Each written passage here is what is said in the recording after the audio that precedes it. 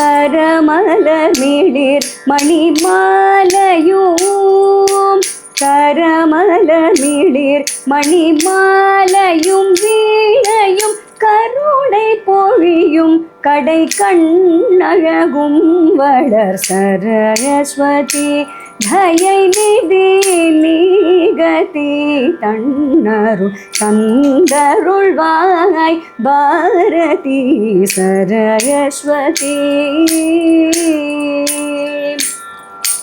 நின்னருள் ஒளி இல்லையானால் மன இருள் நீங்குமோ சகல கலை மாதே வெள்ளன்னவாகி நீ வெள்ளன்னவாகி நீ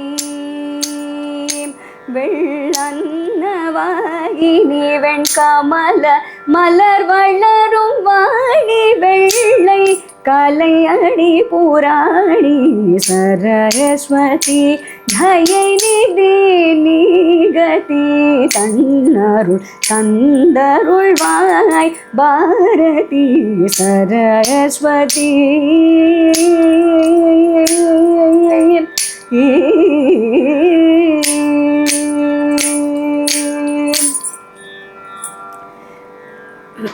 இன்று நவராத்திரி 8வது நாள். இந்த 8வது தினத்தன்றும் நாம சரஸ்வதி தேவி வழிபடுறோம். இவள் எப்பேற்பட்டவள்? கரமலர் மிளிர் மணிமாலையும் வீணையும் கையில மணிமாலை அப்புறம் வீணை இதெல்லாம் வைத்து கொண்டிருப்பவள். பக்தர்களுக்கு தன்னுடைய கடைக்கண் பார்வையாலே அருள் பண்ணக்கூடியவள். கடைக்கண் அழகும் வளர்.